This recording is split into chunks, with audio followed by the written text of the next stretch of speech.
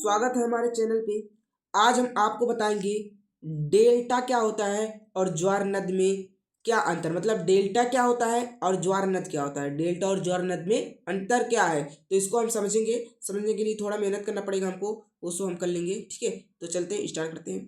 पहला हमारा है डेल्टा और ज्वार ज्वार नद। ठीक है, डेल्टा और ज्वार नद।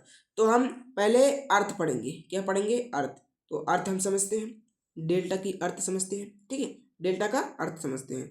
तो अर्थ यह है कि ये अर्थ इसमें यह कहना चाह रहा है कि नदी नदी के समुद्र में मिलने से पहले जो नदी है भाई, वो समुद्र में मिलने से पहले मिट्टी जमा कर लेती है। क्या कर देती है?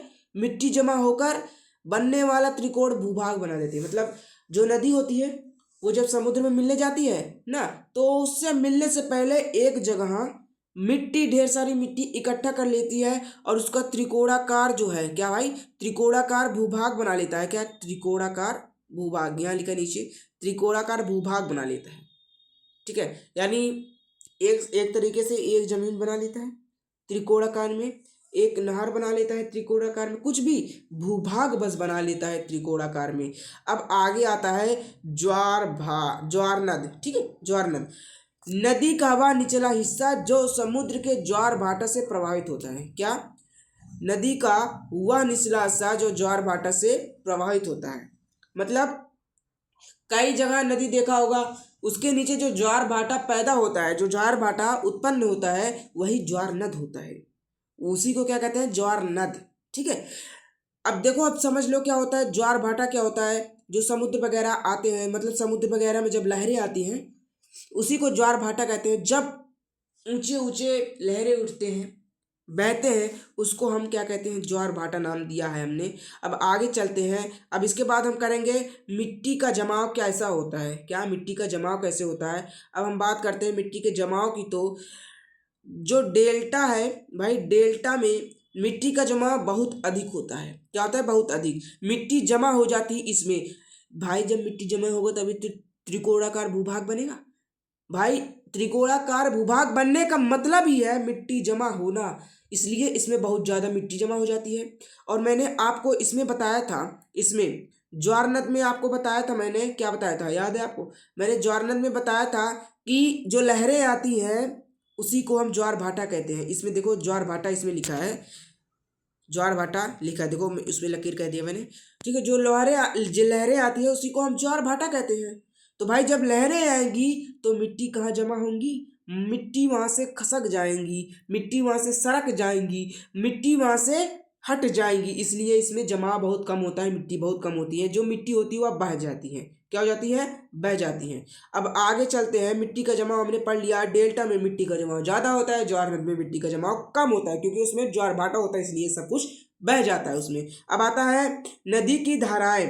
अब देखो नदी की धाराएं, डेल्टा में नदी की धाराएं, ठीक है, विभिन्न शाखाओं में बटी है। ठीक है, कितनी? नदी कई शाखाओं में बटी है, यानी विभिन्न शाखाओं में, कई शाखाओं में बटी है, डेल्टा में ओनली। अब देखो, यही देखो ज्वार भाट में, यही उल्टा कर दो इसका भाई। अब देखो ज्वार नद में क्या है? नदी मुख्य धारा में बहती है। एक मुख्य धारा, कोई कोई नदी हो गया, एक मुख्य धारा में बहती है, इसमें लिख दो ज्वार ज्वार नद में। ठीक है, समझाने के लिए आपको है। इसके बाद आता है ज्वार भाटा का प्रभाव। कैसा पड़ता है ज्वार भाटा का प्रभाव? मैंने अभी ज्वार भाटा बताया था आपको। ठीक है, ज्वार भाटा मैंने यहाँ पर आपको बताया था, यहाँ पर आपको बताया था। ठीक है, कैसे पड़ती है अभी बताता हूँ मैं आपको। तो आ जाते हैं इसमें। ज्वार भाटा का प्रभाव लगभग नहीं के बराबर होता है इसमें। इसमें ज्वार भाटा मैंने बताया था ना, इसमें लहरें नहीं आती भाई साहब, इसमें बस मिट्टी जमा होती है। जब मिट्टी जमा होगी तो भाई इसमें लहरें कहाँ से आएगी? ज्वार भाटा कहाँ से आएगा? तो इसमें ज्वार भाटा नहीं होता भाई। ठीक है, ओके। अब इसमें आते हैं बहुत अधिक प्रभाव पानी उत्पन्न नीचे होता है, ऊपर नीचे होता है। मैंने कहा था पानी ऊपर नीचे होता है। ज्वार भाटा में पानी ऊपर नीचे होता है, लहरें उठती हैं। तो इसमें जब नदी है भाई, देख इसमें नदी लिखा है, नदी का वह निचला हिस्सा, नदी का निचला हिस्सा में ज्वार भाटा आएगा, पानी ऊपर नीचे होगा ही है, तभी इसमें लिख दिया है। अब आगे चलते हैं। आगे हमारा है स्थान कहाँ है। स्थान कहाँ है भाई? स्थान का बहुत इंपॉर्टेंट चीज, स्थान कहाँ है? स्थान बिल्कुल पता होना चाहिए। तो स्थान भी देख लो कहाँ है, स्थान कहाँ है? ठीक है, स्थान देख लेते हैं हम। स्थान शांत समुद्री किनारे पर बनता है, जहाँ शांत एकदम बिल्कुल शांत और समुद्री स्थान हो। कैसा स्थान हो? समुद्री स्थान हो, वहाँ बनता है। और ये देखो कहाँ बनता है भाई साहब, ये देखो कहाँ बनता है मेरे भाई, कहाँ? ज्वार नद में कहाँ बनता है ये? ठीक है, ज्वार नद में कहाँ बनता है? देखो ज्वार नद तेज ज्वार भाटा वाले क्षेत्र में, मैंने बताया था जहां तेज से, भाई मेरे बाबू सुन ले, जहां तेजी से पानी उठती है, जहां तेजी से ज्वार भाटा होता है, जहां तेजी से लहरें आती है, बस वही होता है ज्वार नद, वहीं पर होता है और कहीं नहीं होता मेरे लाल। मुझे आशा है कि आप लोगों को यह वीडियो एकदम समझ में आई होगी। मुझे आशा है कि यह जो ज्वार नद और डेल्टा में पूरा अंतर स्पष्ट हो गया होगा आपको। अभी के लिए बाय टाटा, अगली वीडियो में मिलते हैं।